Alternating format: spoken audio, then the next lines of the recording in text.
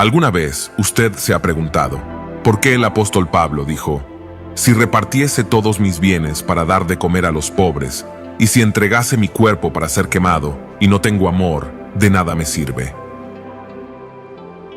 En esta oportunidad llegamos a un tema maravilloso. Este tema se encuentra en la primera epístola a los Corintios, capítulo 13. Este capítulo ha sido llamado el capítulo del amor de la Biblia. Queridos míos, tenemos que entender que el Evangelio está centrado en el amor, porque Dios es amor. Las Sagradas Escrituras dicen: porque de tal manera amó Dios al mundo, que ha dado a su Hijo unigénito, para que todo aquel que en Él cree no se pierda, mas tenga vida eterna. Amados míos, ahora permanecen la fe, la esperanza y el amor, pero el mayor de ellos es el amor. Llegará un tiempo en que el objetivo de la fe se cumplirá, así que ya no habrá necesidad de la fe. La esperanza se convertirá en realidad. Por tanto, no quedará nada por lo cual tener esperanza, así que la esperanza desaparecerá. Pero el amor, amados míos, permanecerá. Por ello, la más importante de estas tres es el amor. En este video estaremos hablando del verdadero amor, que todos debemos anhelar tener en nuestros corazones. Antes de profundizarnos en este tema, no te olvides de suscribirte a nuestro canal y activa la campanita de notificaciones para que YouTube te avise cada vez que publicamos un video nuevo. Empezamos.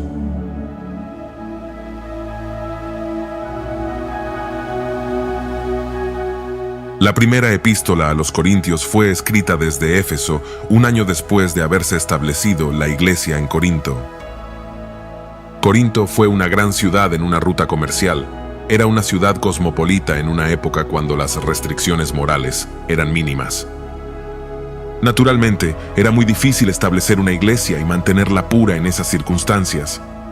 El propósito de Pablo al escribir esta carta fue doble: guiar a la iglesia a separarse del error y del desorden moral, y contestar algunas preguntas específicas que le dirigieron a él. Una delegación de la iglesia de Corintios fue enviada a hablar con Pablo sobre varios problemas en la iglesia. Fue entonces cuando escribió Primera de Corintios.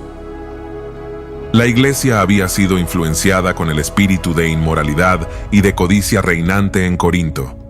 La iglesia de Corinto llegó a tener muy mala reputación, hasta en los gentiles, como inmorales, llena de filósofos.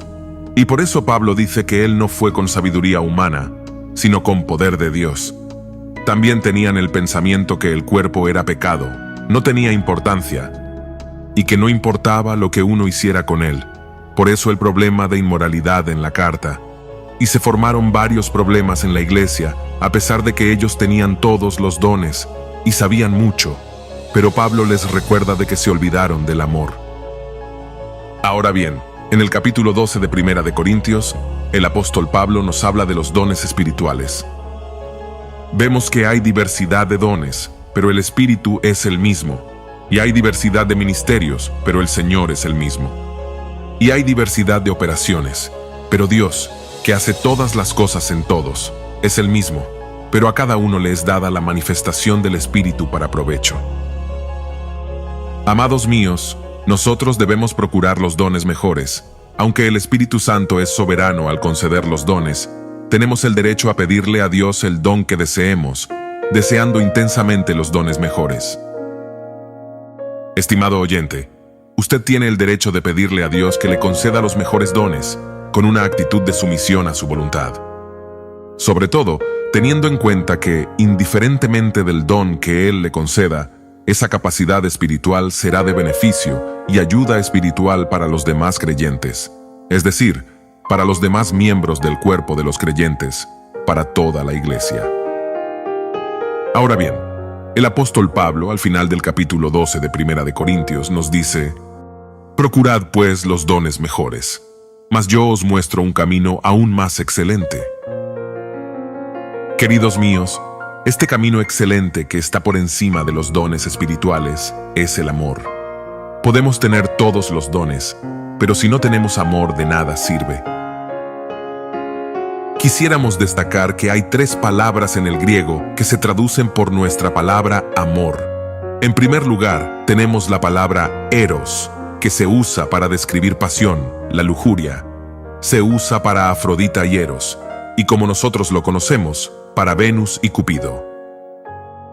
En la actualidad, nuestra palabra sexo sería una adecuada traducción para esa palabra griega eros, que no aparece en absoluto en el Nuevo Testamento.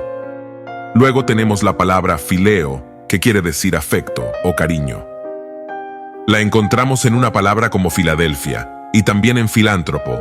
Sería, por ejemplo, el amor de hermano. Es el amor humano en su forma más elevada. Es un amor noble. Y luego, la palabra ágape es la más elevada para el amor en el Nuevo Testamento y nos habla del amor divino. Es más que un amor en las emociones. Es amor en la voluntad. Es la definición de Dios, porque Dios es amor.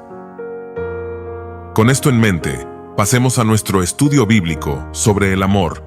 Leamos 1 Corintios capítulo 13. Si yo hablase lenguas humanas y angélicas y no tengo amor, vengo a ser como metal que resuena o címbalo que retiñe.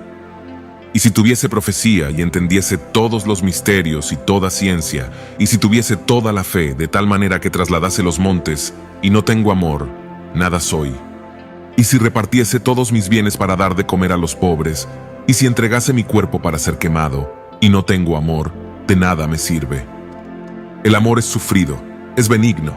El amor no tiene envidia. El amor no es jactancioso, no se envanece, no hace nada indebido, no busca lo suyo, no se irrita, no guarda rencor, no se goza de la injusticia, mas se goza de la verdad.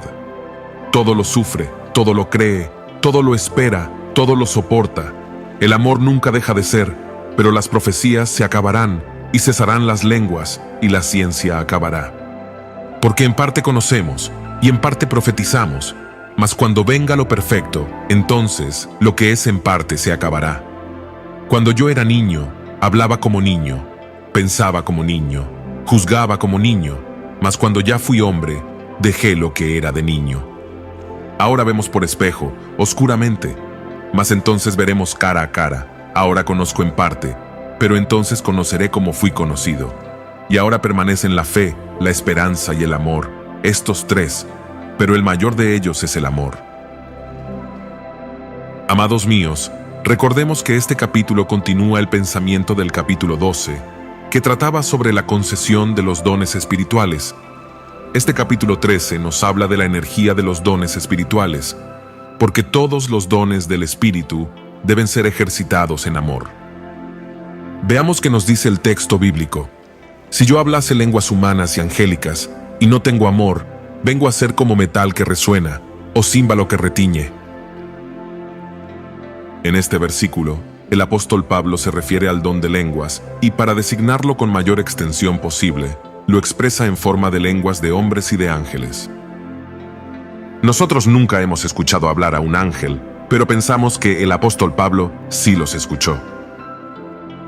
Lo más importante para la vida del creyente no se trata de los dones, el ministerio o la iglesia, se trata de manifestar el amor de Dios, con el cual obra para con Dios, para consigo mismo y para con los demás. Allí se hallan los verdaderos hijos de Dios, porque de nada sirve hablar en lenguas, si no se tiene el amor de Dios. Quien así actúa pasa a ser como un metal que hace ruido, mas no hace música. El más elocuente expositor de la palabra de Dios, si no tiene amor, no hace otra cosa más que ruido huero e inútil. Usted puede cantar como un serafín, pero sin amor, no se diferenciaría de un sonido infernal. Aunque el platillo está diseñado para la música, si ésta no fluye, tan solo pasa a ser un ruido. Asimismo es la vida del creyente que piensa que, aunque haga ruido, hable en lenguas, o sea ministro, hace bien. Porque sin amor, ningún ministerio o don tiene sentido o propósito. Edificar sin amor no es edificación, es ego, por lo cual no sirve de nada. Sigamos leyendo el relato bíblico. Vayamos al versículo 2. Y si tuviese profecía, y entendiese todos los misterios y toda ciencia, y si tuviese toda la fe, de tal manera que trasladase los montes, y no tengo amor, nada soy. En el primer versículo, el apóstol Pablo hablaba del amor tal como surge del corazón, y aquí en el versículo 2, surge de la mente, y es el amor como un acto del intelecto. El conocimiento solo no es suficiente. El amor debe añadirse a ese conocimiento. La inteligencia sola no es bastante. El amor debe acompañar a esa inteligencia. Pablo continúa siendo claro con el hecho de que pueden ser maravillosos los dones, entender los misterios, tener mucho conocimiento y aún una fe poderosa de tal manera que trasladase los montes. Pero si no tengo amor, no soy nada. Nótese que no dice poco soy, sino nada soy. Tremenda declaración que nos lleva a pensar que de nada sirve una voz profética, la revelación y el conocimiento de los cuales muchos cristianos hacen alarde, si primero no se actúa con amor. Es fácil criticar algunos ministerios, porque es fácil ver el error ajeno, pero es más difícil amar, comprender y confrontar a ese hermano, para que vuelva a la verdad o nos explique por qué actúa así. Para otros es fácil juzgar, sentenciar, destruir, dividir a la iglesia, pero el amor se preocupa por edificar. Sigamos leyendo el versículo 3. Y si repartiese todos mis bienes para dar de comer a los pobres, y si entregase mi cuerpo para ser quemado, y no tengo amor, de nada me sirve. En este versículo vemos los dones que se relacionan con la generosidad llevadas hasta el último extremo. El apóstol no puede expresar en términos más claros y explícitos lo indispensable del amor y los inútiles que, sin él, resultan las dos virtudes que más se han apreciado a lo largo de los siglos. La generosidad, llevada hasta el extremo de desprenderse, de una vez por todas, el verbo está en auristo, de todos los bienes de fortuna para darlos a los pobres, y el martirio, entregar el cuerpo. La misma expresión de Daniel capítulo 3 versículo 28, para ser quemado, es decir, una muerte atroz y voluntaria, pero que no precede de un amor verdadero a Dios o al prójimo. Cierto autor dijo, una persona puede poseer un sentido tal de dedicación a un alto ideal, que esté dispuesta a entregarse a una muerte tan dolorosa como esta, pero si se carece de amor, de nada le aprovecha. Queridos míos, si el corazón no nos arde de amor, nada ganaremos con que nuestro cuerpo sea reducido a cenizas en pro de la verdad. Si uso mis dones, el dinero, el ministerio que el Señor me ha dado el privilegio de administrar, o aun si soy capaz de entregar mi cuerpo a la muerte física, pero lo hago sin amor, de nada me sirve, no es útil en nada.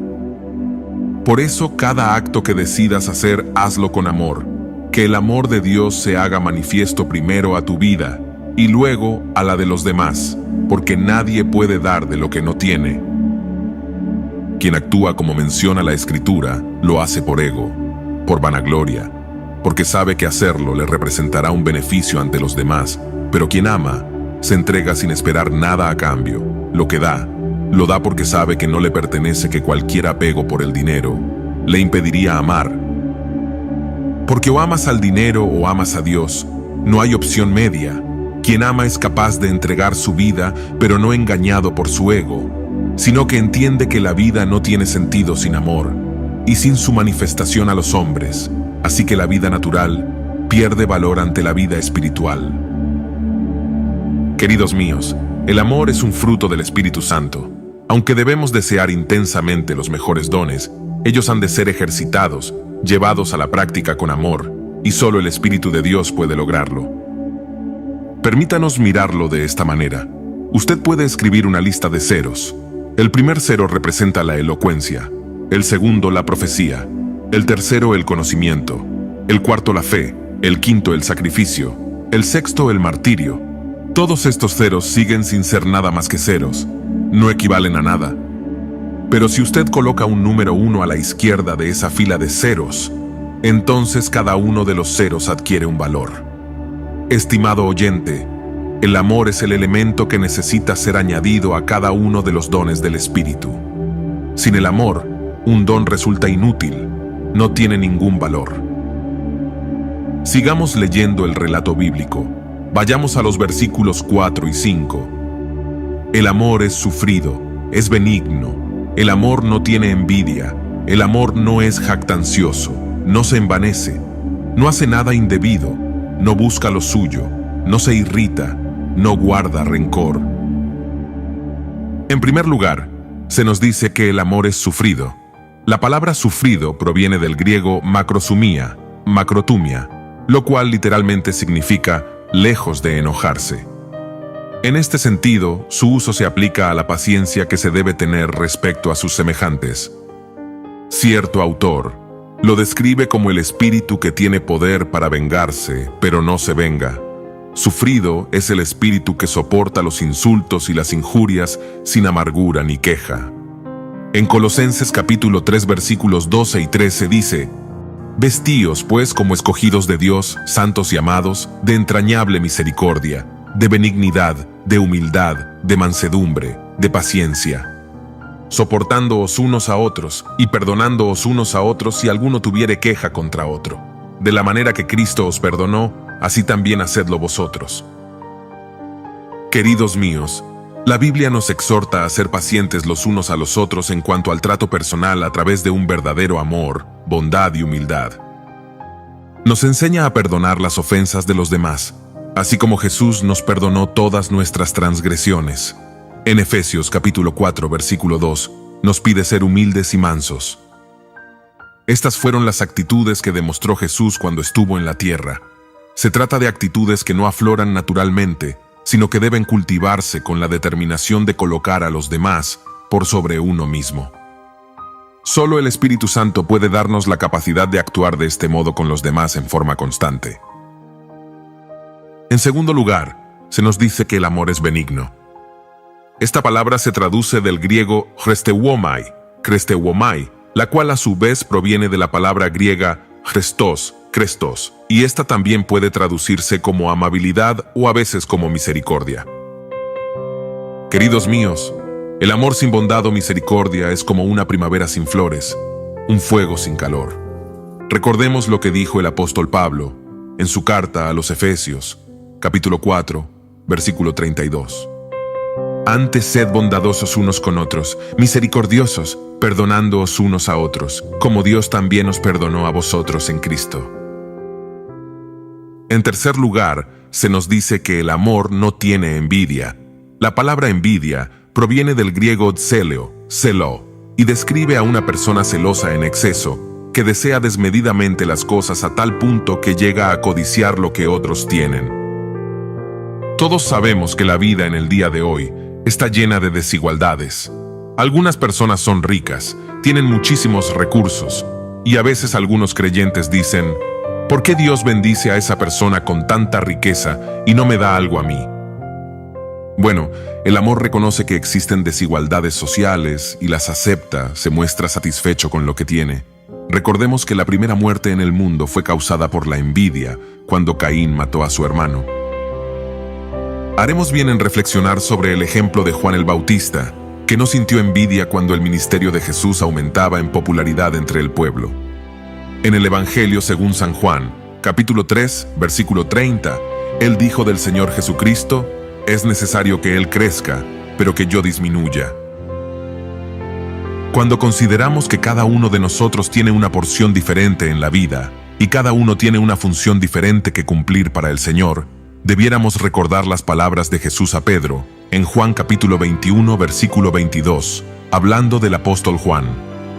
Si yo quiero que Él se quede hasta que yo vuelva, ¿a ti? ¿Qué? ¿Tú?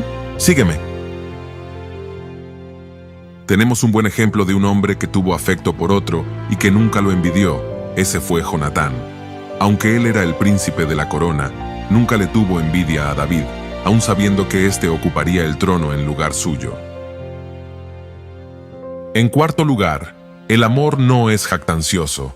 Esta palabra proviene del griego perpereuomai, la cual efectivamente describe a una persona que le gusta alabarse a sí misma. La jactancia o arrogancia es una actitud que Dios desaprueba. El problema con la arrogancia es que no sabe darle gloria a Dios por las cosas que logra o tiene, sino se lo atribuye a sus propias fuerzas. Por ejemplo, Nabucodonosor es un buen ejemplo de un arrogante que por no reconocer a Dios en sus caminos, fue humillado a través de una locura que lo hizo creerse un animal del campo. Por tanto, es imposible que el amor sea jactancioso, ya que es una actitud pecaminosa que Dios desaprueba completamente. Al contrario, El verdadero amor sabe reconocer que todo lo que tiene y ha logrado es gracias al Señor. En 1 Corintios, capítulo 15, versículo 10, el apóstol Pablo dijo: «Pero por la gracia de Dios soy lo que soy, y su gracia no ha sido en vano para conmigo, antes he trabajado más que todos ellos, pero no yo, sino la gracia de Dios conmigo». Y en quinto lugar, también se nos dice que el amor no se envanece. Ser jactancioso parece ser igual a decir que alguien está envanecido, pero si revisamos la palabra griega que Pablo utilizó, encontraremos que proviene de fusio, que en su sentido literal significa estar inflado, y en su sentido natural describe a una persona fanfarrona. Por un lado, una persona jactanciosa es alguien que presume de sus habilidades o logros cuando alguien está cerca de ella, pero fusio o envanece describe a alguien que siempre está envanecida y que a simple vista refleja orgullo y considera a los demás como a inferiores. En sexto lugar, se nos dice que el amor no hace nada indebido. Esta afirmación proviene de una sola palabra griega que es asgemoneo, la cual se puede traducir como comportarse con rudeza o ser grosero. El verdadero amor es dulce, jamás se comporta con rudeza, ni es grosero en su trato. Generalmente la rudeza se refleja a través de nuestras palabras, las cuales reflejan el carácter grosero de algunas personas. En la carta del apóstol Pedro, se nos ha dicho que nosotros los creyentes somos personas escogidas, algo especial, pero que no debemos actuar de una manera extraña, rara, con brusquedad. Debemos practicar la cortesía, actuar respetuosamente, con educación. Quiere decir que nosotros debemos hacer uso de la cortesía hoy. No debemos ser rudos. No debemos actuar como personas extrañas. En nuestros días tenemos mucho de lo que se considera religión sin amor. Pero el amor no se comporta indebidamente. En séptimo lugar, el amor no busca lo suyo. Las palabras griegas que Pablo utiliza son deseteo, ou yotu, seteo, ou autú, y literalmente significa eso, no buscar lo suyo. En este sentido, el verdadero amor no es egoísta, ya que busca siempre satisfacer a los demás, y su prioridad está en poner a los otros antes que a sus propios intereses. Si hay un hombre que fue ejemplo de esto aparte de nuestro Señor Jesucristo, fue Pablo, quien sin obtener ninguna ganancia llevó el Evangelio. Leamos 1 Corintios, capítulo 9, versículo 18. ¿Cuál pues es mi galardón? Que, predicando el Evangelio, presente gratuitamente el Evangelio de Cristo, para no abusar de mi derecho en el Evangelio. Y de la misma forma Pablo exhortaba a los creyentes a preocuparse por el bienestar de los demás de manera sincera y sin esperar nada a cambio. Leamos 1 Corintios capítulo 10 versículos 24 y 33. Ninguno busque su propio bien, sino el del otro, como también yo en todas las cosas agrado a todos, no procurando mi propio beneficio, sino el de muchos, para que sean salvos. Queridos míos, el verdadero amor no busca lo suyo propio, sino el bienestar de su prójimo como un cumplimiento al segundo de los mandamientos más importantes. Y el segundo es semejante: amarás a tu prójimo como a ti mismo. En octavo lugar, el amor no se irrita, o como lo traducen otras versiones de la Biblia, no se enoja fácilmente. El término griego utilizado aquí para irritar es paroxuno, y describe a una persona que es propensa a la ira, es decir, que se enoja fácilmente. El enojo es común en los seres humanos, y en el griego hay dos términos que se usan generalmente para referirse a este sentimiento. La primera palabra que aparece en el Nuevo Testamento es orge, que significa enojarse. La segunda palabra es tumos, la cual puede definirse como ira, y a diferencia de orge, indica una condición más agitada de los sentimientos. Una explosión de ira debido a la indignación interna, llegando incluso a la venganza. En Colosenses capítulo 3 versículo 8 dice: pero ahora dejad también vosotros todas estas cosas: ira, enojo, malicia, blasfemia, palabras deshonestas de vuestra boca. Amados míos, como creyentes debemos buscar la forma de no ser reactivos, de no permitir que el enojo nos controle y nuestras acciones respondan a nuestras emociones, porque el verdadero amor no se enoja fácilmente. En noveno lugar, el amor no guarda rencor. La palabra rencor se traduce del griego logizomai, que sugiere la idea de contabilizar algo en inventario. En este sentido, se refiere a la acción de guardar un registro de todos los agravios recibidos. El problema con esto es que con el tiempo, todos estos resentimientos se convierten en raíces de amargura en el corazón, y esto provoca desprecio y odio hacia las personas que nos han ofendido. En el Sermón del Monte, Jesús puso a la ira como un pecado tan grave como el homicidio. Amigos míos, vivir con rencores en el corazón puede llevarnos a una vida de insatisfacción debido a la amargura. Debemos eliminar de nuestro corazón todo odio, porque un día podríamos morir y pasar al infierno donde será demasiado tarde. Sigamos leyendo el relato bíblico. Vayamos a los versículos 6 y 7. No se goza de la injusticia, más se goza de la verdad. Todo lo sufre, todo lo cree, todo lo espera, todo lo soporta. Finalmente, el amor es la suma de todas las más grandes virtudes que reflejan la verdadera justicia de Dios. Aquí vemos más virtudes que el verdadero amor manifiesta, y nos dice que éste no se goza de la injusticia. Es decir, nadie que ama puede alegrarse por el mal de otra persona. Al contrario, solo saber gozarse por la verdad. También nos dice que el amor es capaz de sufrir, creer, esperar y soportar por el bien de la justicia. Aquí encontramos una serie de palabras cuya raíz griega nos revela más en cuanto a su sentido original del pensamiento cristiano. Dice que el amor todo lo sufre, es decir, stego, y este sufrimiento viene como consecuencia de la justicia. También el amor todo lo cree, es decir, pisteuo, la cual a su vez tiene su raíz en pistis.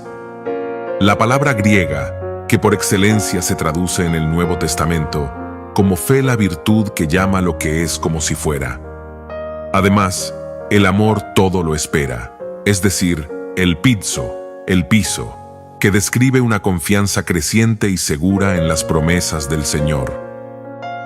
Finalmente, el amor todo lo soporta, es decir, upomeno, que describe a una persona perseverante en medio de las pruebas y generalmente se traduce como paciencia, pero no en el sentido de macrotumia, que es la paciencia con las personas, sino la paciencia con las pruebas y circunstancias adversas que le ayudan a no abandonar la esperanza en Dios. Por tanto, el verdadero amor posee todas aquellas grandes virtudes que reflejan la justicia de Dios y que son exclusivas del Evangelio. El amar, justicia y la verdad, la capacidad de sufrir por la justicia, la fe, la esperanza en sus promesas y la paciencia, son sin duda la manifestación de un corazón que sabe amar. Sigamos leyendo el relato bíblico. El amor nunca deja de ser, pero las profecías se acabarán y cesarán las lenguas, y la ciencia acabará. El amor nunca deja de ser. Es por eso que al final del capítulo, en el versículo 13 dice: y ahora permanecen la fe, la esperanza y el amor, estos tres, pero el mayor de ellos es el amor. O sea que el amor es permanente.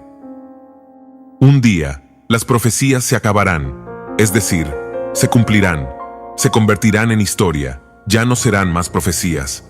Las lenguas cesarán, el conocimiento desaparecerá. La ciencia de hoy será reemplazada por la ciencia del futuro. El conocimiento es progresivo y se va disipando. Sigamos leyendo el relato bíblico. Porque en parte conocemos y en parte profetizamos, mas cuando venga lo perfecto, entonces lo que es en parte se acabará. O sea que nuestro conocimiento es incompleto e incompleta nuestra profecía, pero tocarán a su fin cuando venga lo que es perfecto. Continuemos con los versículos 11 y 12. Cuando yo era niño, hablaba como niño, pensaba como niño, juzgaba como niño, mas cuando ya fui hombre, dejé lo que era de niño. Ahora vemos por espejo, oscuramente, mas entonces veremos cara a cara. Ahora conozco en parte, pero entonces conoceré como fui conocido. El crecimiento del ser humano Es usado en muchas ocasiones para hacer alarde del perfeccionamiento que Dios hace continuamente en la mente y el corazón del creyente. Cuando somos niños, tenemos un pensamiento diferente. El pensamiento se enfoca en cosas triviales, mas cuando crecemos y nos convertimos en adultos, dejamos atrás las cosas de niños, nos volvemos responsables por nuestras acciones. Ahora bien, en ocasiones no podemos ver claramente porque vemos las cosas como en un espejo. Quien mira en un espejo encontrará que se ve de manera diferente. Su izquierda ya no es su izquierda, y aunque parece verse claramente, en realidad se ve al revés. El conocimiento que ahora poseemos no ha sido perfeccionado, es imperfecto, pero un día conoceremos todo del mismo modo en que Dios nos conoce a nosotros. Sigamos leyendo el relato bíblico. Ahora permanecen la fe, la esperanza y el amor, estos tres, pero el mayor de ellos es el amor. Llegará un tiempo en que el objetivo de la fe se cumplirá, así que ya no habrá necesidad de la fe. La esperanza se convertirá en realidad. Por tanto, no quedará nada por lo cual tener esperanza, así que la esperanza desaparecerá. Pero el amor, estimado oyente, permanecerá. Por ello, la más importante de estas tres es el amor.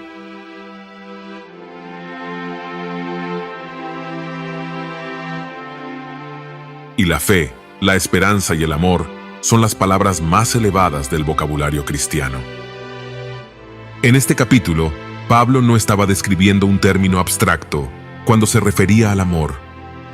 Él estaba escribiendo la biografía del Señor Jesucristo, de quien se escribieron estas palabras que se encuentran en Juan capítulo 13, versículo 1. Habiendo amado a los suyos que estaban en el mundo, los amó hasta el fin. Mi querido amigo, el amor de Jesús es un amor eterno. Si nosotros somos infieles, Él permanece fiel para siempre. Jesucristo es el claro ejemplo del amor. Él se despojó de su gloria y vino a esta tierra a padecer muchas necesidades, y en la cruz entregó su vida por ti y por mí. Jesús es nuestro ejemplo a seguir. En 1 de Pedro capítulo 2 versículo 21 dice: Pues para esto fuisteis llamados, porque también Cristo padeció por nosotros, dejándonos ejemplo, para que sigáis sus pisadas. Sigamos las pisadas de Jesús, y sobre todas las cosas busquemos perfeccionarnos en el amor. El amor es el único camino para vencer el mal, y el único que nos puede dar ese amor es Dios. Gracias por ver este video hasta el final. Dios te bendiga grandemente a ti y a tu familia. Y no olvides esto: si no tenemos amor, nada somos.